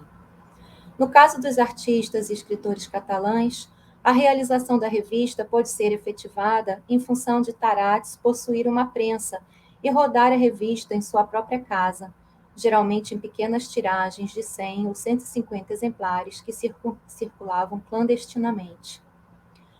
Com o final da Segunda Guerra Mundial, o mundo assistiu à queda dos fascismos, o que renovou a esperança dos intelectuais portugueses de ver terminada a ditadura que se havia implantado no país desde 1926, algo que de fato só ocorreria 3 décadas depois.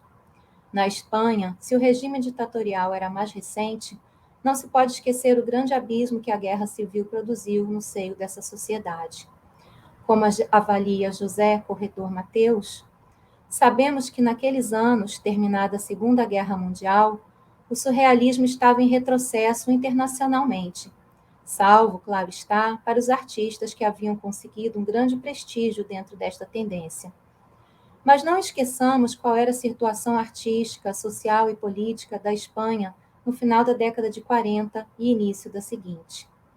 Os artistas vanguardistas tiveram que abandonar sua trajetória ou manter no segredo de seu estúdio a tendência que haviam praticado nos anos 30. Não só porque o colecionador, em geral, era conservador, e isso, não nos enganemos, já ocorria antes da Guerra Civil, mas também porque a essa inclinação do possível comprador se somava a recusa do regime franquista à arte renovadora, pelas conotações de rebeldia e subversão que percebia nela. O comentário acima aponta para um fator interessante no desenvolvimento desses 2 grupos de vanguarda em Portugal e Espanha. Do lado português, a ditadura se arrastava por um período mais prolongado, e o momento anterior a ela, momento tipicamente vanguardista que atravessa as décadas de 1910 e 1920, não tinha chegado a produzir artistas ou poetas que fossem mundialmente conhecidos, como ocorreu na Espanha com Picasso, Dalí e Miró. Não querendo depreciar o papel fundamental da geração de Orfeu, que atuou como um verdadeiro movimento de vanguarda no cenário conservador português, é imprescindível lembrar que no final dos anos 40, nenhum artista ou poeta dessa geração tinha obtido fama internacional e o lugar de Pessoa como poeta mundialmente conhecido ainda estaria por vir. Do lado espanhol, o primeiro período das vanguardas, anterior à Guerra Civil, havia movimentado de forma convulsiva o cenário artístico, de modo que Dalí e Miró puderam se manter em cena, colaborando inclusive nas páginas da revista Dalt ao Set. No entanto, temos que lembrar que nem mesmo Miró escapava das guerras do fascismo espanhol, como nos lembra o poeta brasileiro João Cabral de Melo Neto, numa entrevista concedida ao documentarista Bebeto Abrantes, publicada na revista Sibila. Miró morava na França, até os alemães ocuparem a França. Então ele voltou pedindo licença ao Franco. Franco deu a licença com a condição de Miró não fazer escola nem receber gente. Essa turma, Ponce, Tàpies e Cuchart, Miró não recebia, porque eles eram pintores. Podia parecer que Miró estava fazendo escola. Entretanto, no que diz respeito à revista Dalt ao Set, a força politicamente contestadora podia ser observada sob vários aspectos, entre eles a veiculação de muitos textos escritos em catalão, uma língua proibida e perseguida pelo governo de Franco. Esse foi um dos motivos de a revista circular de forma clandestina. Outro, provavelmente, a experiência anterior com a revista Algol, editada por Joan Brossa, Joan Ponce e Arnau Puig, que só conheceu um número pelo fato de ter sido proibida. Do lado português, um dos melhores exemplos da atitude politicamente transgressora desses artistas está na elaboração da capa do catálogo da primeira exposição do grupo surrealista. A data da exposição coincide com o ano em que se daria a eleição para a presidência da República. Para marcar esse pensamento de que a arte surrealista é inseparável do próprio gesto de atuação política, a capa do catálogo, na verdade, apresentava um texto de intervenção, no qual se lia uma mensagem que tinha como objetivo aconselhar o voto no general Norton de Matos, candidato da oposição. Aí, Alessandra, eu vou pedir para você colocar a primeira imagem, por favor. A primeira, na verdade, que é o segundo, né, slide. Mas eu vou continuando aqui, enquanto você vai colocando, tá?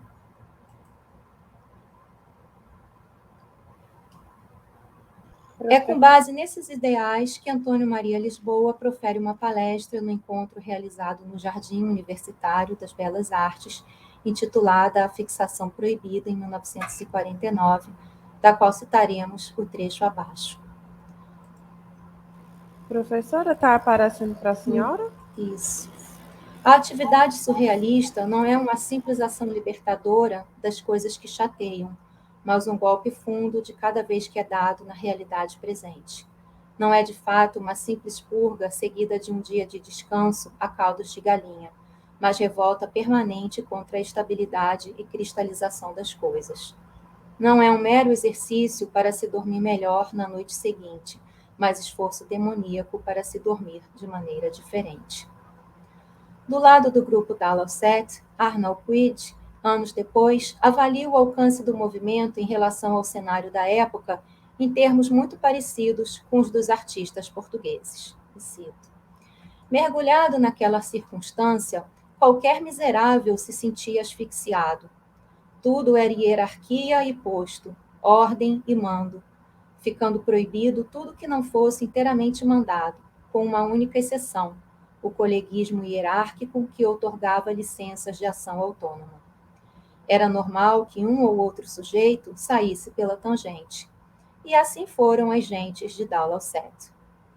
No caso da revista catalã, esse modo de sair pela tangente significava, em certa medida, retomar o projeto vanguardista de Picasso, Dalí e Miró, como aponta Lourdes Cirlot, sendo que os dois últimos estarão efetivamente presentes nas páginas da revista. Aí você já pode passar o próximo slide, por favor, Lessana. Com relação a Dalí, na edição de dezembro de 1948, aparece um desenho inédito do pintor encabeçando os telegramas de Joan Verfoix. Então, esse desenho de Salvador Dalí está na revista, na edição da revista publicada em dezembro de 1948. Também na edição de 1950, aí você já pode também passar adiante, por favor. Outro desenho de Dalí, Gala as a Child Mounted on the Unicorn of My Fate, aparece na abertura de um ensaio de Juan Antônio Gaia Nuno, intitulado Medio Ciclo de Movimentos Vanguardistas em Nuestra Pintura. Então, aí é outro desenho do Dalí, nesse número de dezembro de 1950. E aí já pode passar também mais um. Aqui é só uma passagem assim, panorâmica mesmo. Já Miró, a quem os artistas de Dallowset, burlando as proibições franquistas, puderam conhecer pessoalmente na ocasião de uma visita a seu estúdio, aparece na revista na edição de maio de 1949, com um texto de João Brossa em sua homenagem. Isso. O paralelismo que procuro apontar entre os dois grupos segue na relação dos surrealistas portugueses com os pintores Dalí e Miró. Dalí é mencionado em um poema de Cesarini que leva seu nome, Salvador Dalí Vieira da Silva. E Miró, no poema em duas línguas gêmeas para Joan Miró, que foi escrito numa curiosa mistura de português e espanhol, e que desde o título aponta para a relação complexa entre Portugal e Espanha. Aí você já pode passar também o próximo, por favor, Lessana. Esses dois meninos espelhados. E aí eu falo que trago essa ideia, né, do espelhados. Infelizmente, aí no poema não vai dar para ver, mas tem um verso, né, do poema que é espelhado em relação ao verso anterior, ele está de cabeça para baixo. Eu vou mostrar qual é, só que não deu para reproduzir, também nem sei, né, se está muito legível, mas eu vou ler. Mira, Miró, mira, mira, a formiga, madre antiga da fadiga, que labora la tierra antiga, dadivosa, negro rosa, almirante nien temerosa, e almirambolante pira, fulgurante, de los ninhos, dos meninos. Aí é esse que está espelhado, ninhos, né, de los ninhos e dos meninos, a mirar, dos meninos a mirar. Mira, Miró, mira, mira, por ordem de Miramar, o céu, a terra, do ar, onde um pássaro admira no ar, Miró a mirar. O jogo de palavras entre o verbo mirar e o nome Miró configura o lugar desses meninos, evocando almirantes que miram, camoniana e pessoanamente situados na cabeça da Europa. Mas, por sua vez, eles são mirados por Miró, que se confunde com o pássaro, tão presente em suas obras, e este, por sua vez, mira do ar, abandonando a conhecida dicotomia entre mar e terra. Voltando ao cenário conturbado em que esses grupos tentavam desenvolver as suas atividades artísticas, podemos afirmar que, apesar dos esforços de ambos para escapar da censura e da asfixia, a crença nas possibilidades de transformação da vida e do mundo, que são os verdadeiros objetivos desses movimentos, não consegue sustentar-se por muito tempo, sendo que, no caso português, talvez pelo fato de os artistas não terem sequer autonomia em relação à circulação de suas produções, como ocorria na publicação independente de Dalloset, o sentimento de impotência parece ter sido mais intenso. E no próprio ano de 1949, Mário Henrique Leiria e Pedro On começam a demonstrar um ceticismo em relação ao futuro do movimento, por conta da enorme dificuldade enfrentada pelos artistas em decorrência da situação política do país. Um ano mais tarde, Mário Henrique Leiria, João Arthur Silva e Cruzeiro Seixas chegarão a afirmar que, em Portugal, não é possível a existência de qualquer agrupamento ou movimento dito surrealista, mas de que apenas poderão existir indivíduos surrealistas agindo por vezes em conjunto. Não se trata de pensar que a experiência poética seja ineficaz, mas sim de questionar a possibilidade de constituição de processos coletivos. O fato é que as manifestações individuais vão ganhando cada vez mais relevância, e no mesmo movimento, o grupo vai sofrendo golpes consecutivos que terminam por conduzir à sua dissolução, que se anuncia a partir de 1951. Entre as várias complicações pelas quais seus integrantes passaram, podemos citar a doença e a morte de Antônio Maria Lisboa, que ocorrerá em 1953, o exílio de Cruzeiro em Angola e a total ruptura com o grupo da parte de Alexandre O'Neill e Mário Henrique Leiria. Coincidentemente, o ano de 1951 também revelou uma crise no seio da revista catalã. Joan Brossa, que critica a linha editorial de Tarats, que ocupa a função de diretor, e preconiza a morte da revista, minimizando a sua importância. Porém, como enfatiza Sol em Joanes, ainda que Brossa anunciasse o término de sua colaboração, no mês de novembro daquele mesmo ano, publicou Oráculo sobre João Pons, e ainda realizaria 5 novas publicações em cadernos posteriores. E ao avaliar o papel desse grupo enquanto um movimento artístico de vanguarda, Sol e Joanes chegam a uma conclusão que muito se aproxima daquilo que os críticos apontam em relação ao surrealismo português. Apesar de não poder ser considerado um grande êxito das vanguardas por suas características intrínsecas, Dalloset adquire uma relevância indiscutível pela precariedade do contexto cultural em que surgiu. Sua excepcionalidade é consequência do entorno, mas cabe acrescentar que sua função como via de investigação e de encontro dos artistas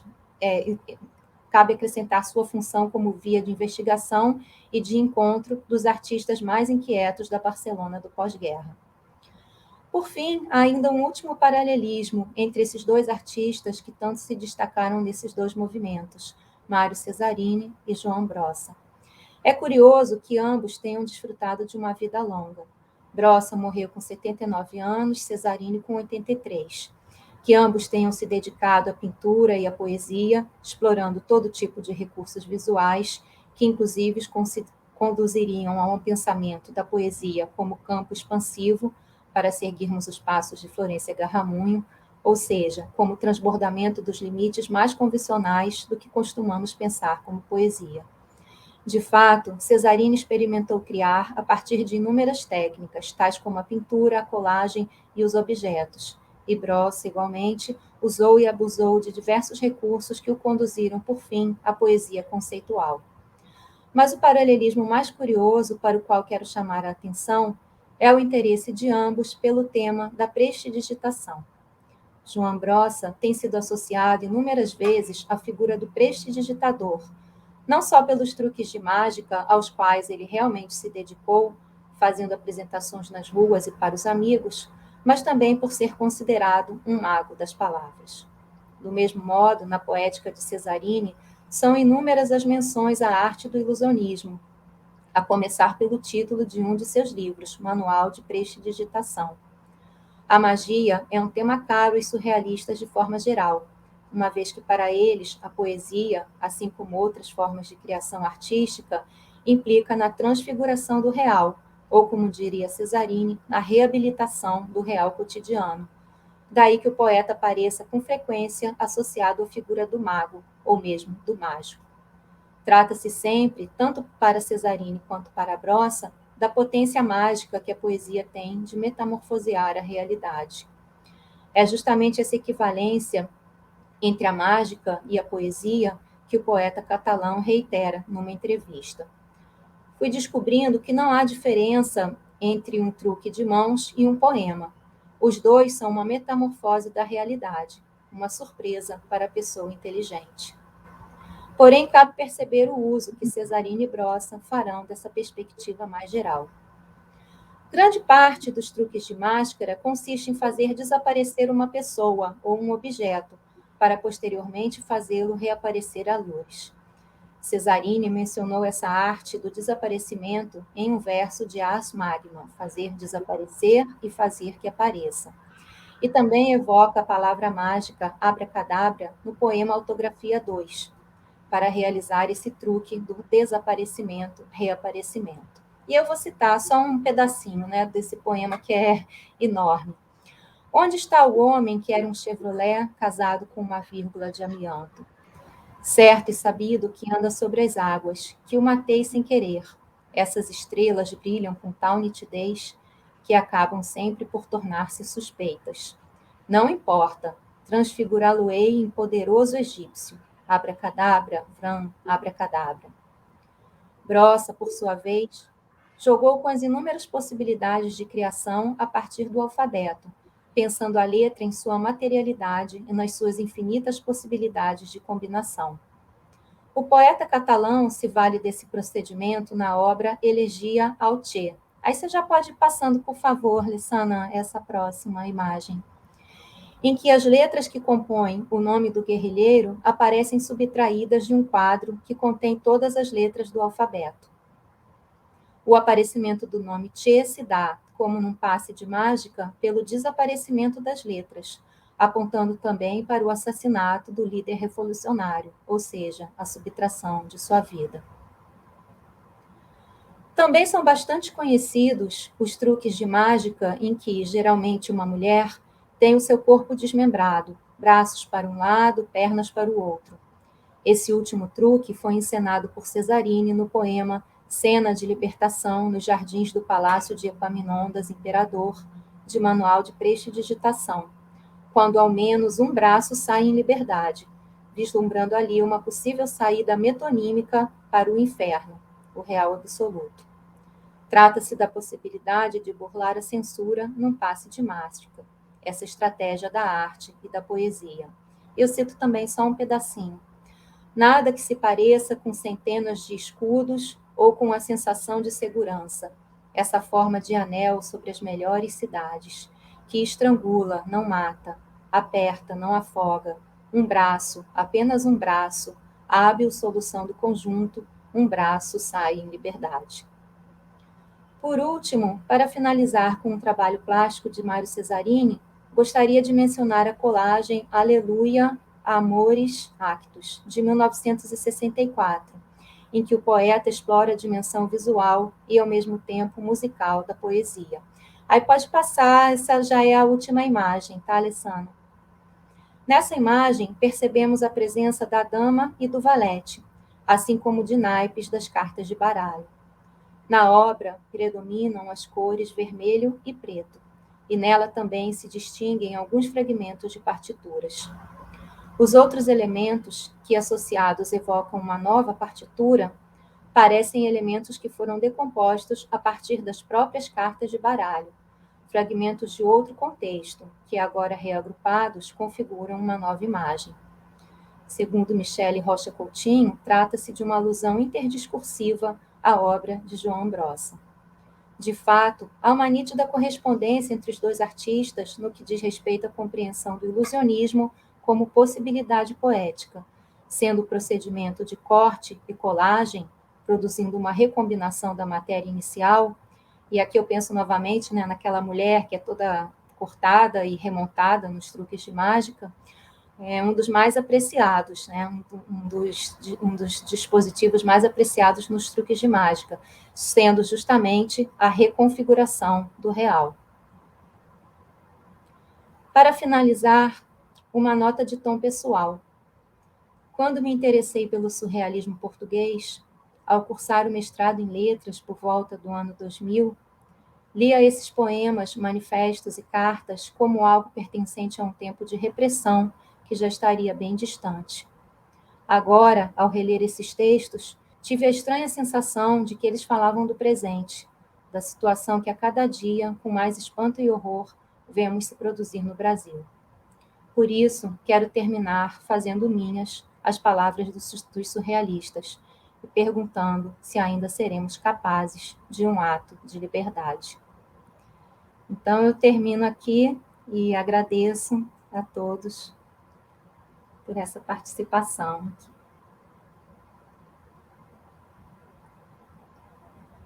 Obrigada, Isabela. Tudo correu às mil maravilhas, não é? Só o susto naquele momento.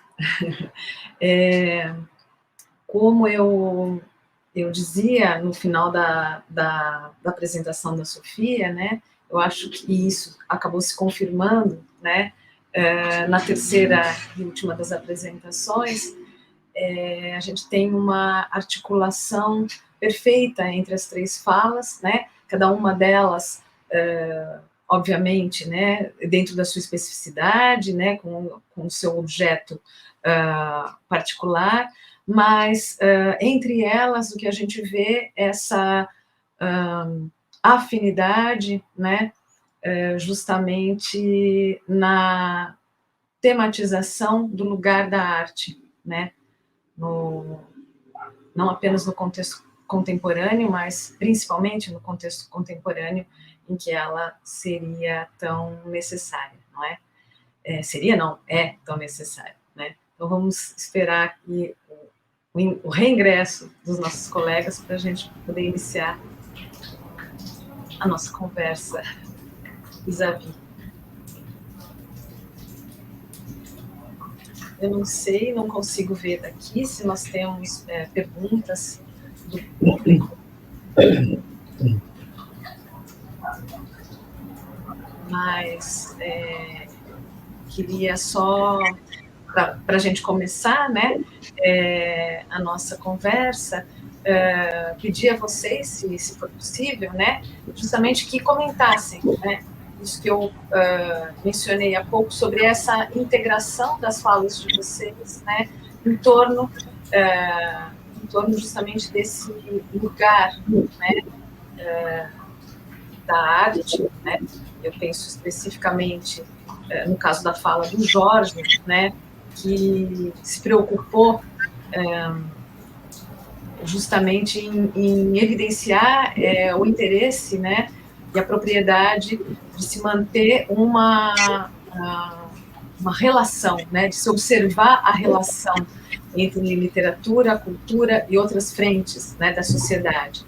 E aí, então, gostaria que vocês, enfim, comentassem um pouco de forma mais geral, né, essa percepção de vocês, de como é que está, né, esse lugar, esse papel da arte literária especificamente, mas não só, né, nesse contexto que é um contexto eminentemente adverso, né, para todos nós, né, que lidamos com a arte ou não é?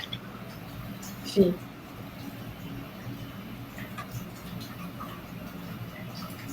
Não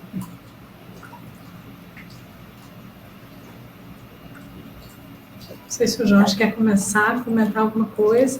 Eu fiquei muito comovida com a apresentação do Jorge e fiquei muito feliz também de ver a Carolina Maria de Jesus citada dessa maneira, porque eu acho que ela também é um testemunho do amor à literatura, né? É uma pessoa muito premida pela necessidade, né? Uma catadora de papel, tinha 3 filhos, não tinha homem em casa, como ela diz ali no texto que o Jorge citou, e é um amor pela escrita, não é E a assim? cena, né? Quer dizer, ela faz o uso mais comovente, é o da assinatura. Né? Quer dizer, eu não vou me policiar porque a relação dela com Fiamma foi muito cautelosa para mim. Né?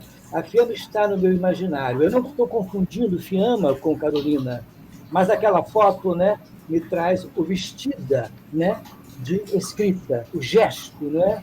E a foto eu acho de uma equivalência impressionante. Não é? Agora, diante desses 2 belíssimos textos de vocês duas, você, Sofia, você, Isabela, eu me vejo, porque o que eu procurei fazer aqui, eu falei, não vou escrever um texto. Eu vou correr o risco e corri mais uma vez, acho que perco um pouco, sabe, de falar, e sempre entram coisas paralelas, né, que nos tiram o controle. Mas eu já estou na idade disso.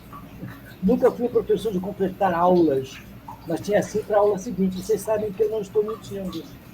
Agora, daquela exposição malograda da interrupção entre a Lígia Clark, né, na série, né, que está indo em exposição em Botafogo, né, em homenagem aos 100 anos da Lígia Clark, da pintora, da artista plástica, né, da escada, e a coincidência com, né, o título da Hannah Arendt, eu vou ler, eu cito 3 passagens, uma da Fiamma, uma da Gabriela Liansol, e a outra da Hannah Arendt.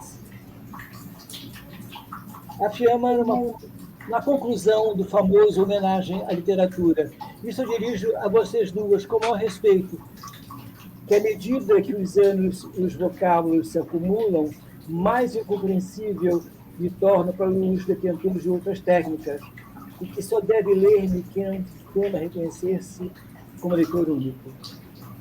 Agora, e acho que a Liansol vai ao encontro da Fiamma. À medida que ousei sair da escrita representativa, em que me sentia tão mal, como me sentia mal na convivência em Lisboa, encontrei-me sem normas, sobretudo mentais. E a Liansol, agora leio a Hannah Arendt. Ou seja, à medida que você sobe e desce os degraus, sempre pode segurar o corrimão para não cair. Mas nós, desculpem, mas nós precisamos viver sem corrimão. E aí é assim que digo a mim mesma, é isso de fato o que me quer fazer. Não sei se eu fui claro. Eu estou com muita dificuldade de escrever um texto da dimensão do que vocês duas fizeram. Eu estou cada vez mais me afastando do texto teórico, sabe, dessa citação acadêmica. Eu estou me arriscando agora em Ura. E essa apresentação foi o lugar do risco, sabe? Eu estou aposentado, eu vou calar a boca, eu não quero me exceder, mas à medida que eu ousei sair do lugar acadêmico, não por Vanilo, mas cada vez mais eu estou me ousando num lugar em que eu estou num prazer imenso de escrever sem corrimão. Não sou poeta, não sou artista plástico, sou professor, e fui digno professor. Né? Agora eu estou ousando viver sem corrimão. Mas acho que está certíssimo, Jorge. É um lugar de artista, né? Na verdade. Foi isso que eu fiz. Eu agora vivo em Ura. É a liberdade. Eu diria mais, né, Jorge? Aposta na liberdade. Exatamente. O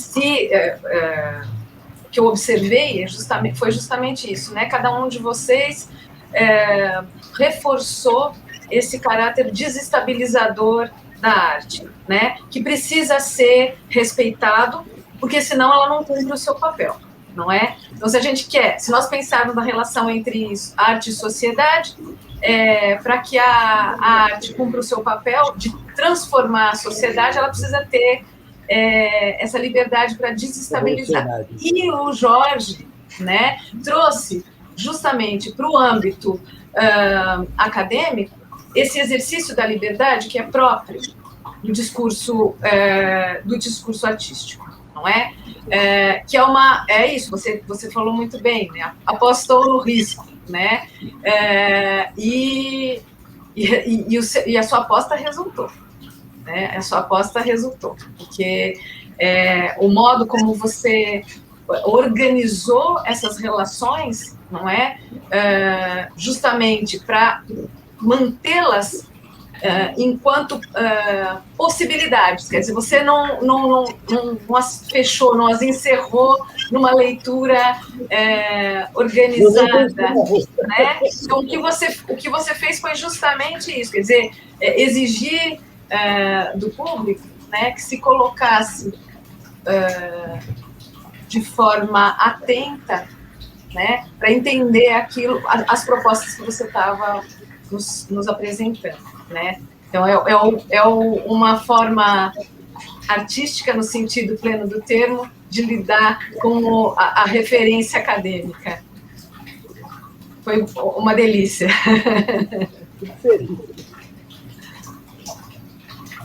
Até queria falar para o Jorge que tem uma exposição, eu vi uma exposição muito bonita sobre a Carolina Maria de Jesus em São Paulo. Em São Paulo, né? Tá incrível, assim, é uma exposição no Moreira Salles, não é isso? Como? No Moreira Salles, exato, no Moreira Salles. Doido para ver. Tá fantástica, porque é exatamente um pouco essa sua proposta. Eles colocam a Carolina Maria de Jesus em diálogo com vários artistas contemporâneos, e vários artistas contemporâneos que trazem questões políticas totalmente relacionadas ao nosso contexto atual. Então, é muito, muito interessante assim, esse trabalho, né? Que fica um diálogo mesmo, uma perspectiva dessa interação realmente entre aquilo que significou esse gesto de escrita da Carolina e os vários artistas contemporâneos que estão igualmente questionando, né, todo esse nosso momento tenebroso. Porque, no fundo, eu provoquei um incômodo, né? Quer dizer, o que faz uma escritora o que faz a Carolina com a caneta na mão? Não lava, não capta, não escreve.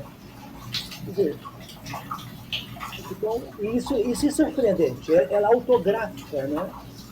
Ela assina, né, o nome. Isso é uma vitória extraordinária, não é? No Brasil contemporâneo, sobretudo ainda.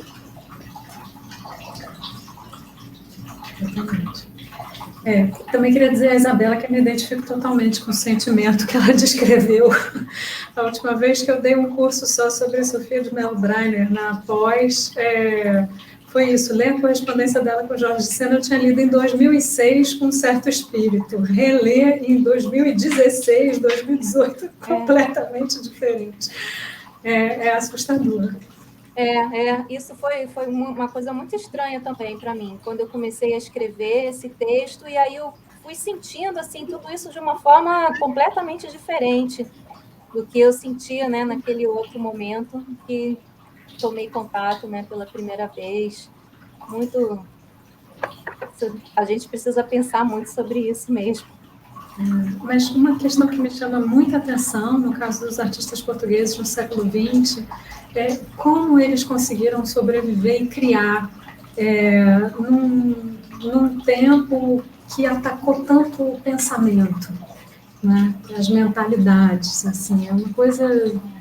Como é que eles conseguiram respirar um ar fresco, né? Assim, tá acima do azul onde oxidados morrem, como diz o Cesarino, né? De alguma maneira, eles conseguiram fazer essas obras que a gente lê hoje, né? com tanta paixão, com tanto interesse, por 5 décadas.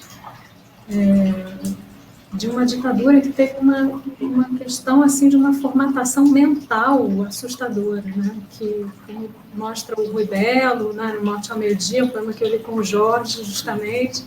Não precisava matar com tiro, porque já matava simbolicamente, as pessoas matavam culturalmente, né? A morte não acontecimento. Também é da recepção, né? Nós hoje temos acesso a isso, eles também têm, né? Porque nós temos, dizer, a obra deles está num lugar de divulgação, de exposição, né? Que não havia, né? Era um circuito, eles quer dizer, escreviam para si mesmos, né? Ficava um tipo de trabalho, né? Que ficava dependente de uma, né? Cercado de uma ditadura terrível, né? Então, a questão da recepção, o que estamos nos levando aqui, não é? É o lugar da leitura, da recepção, né? Que era a grande, né? Grande problema, né?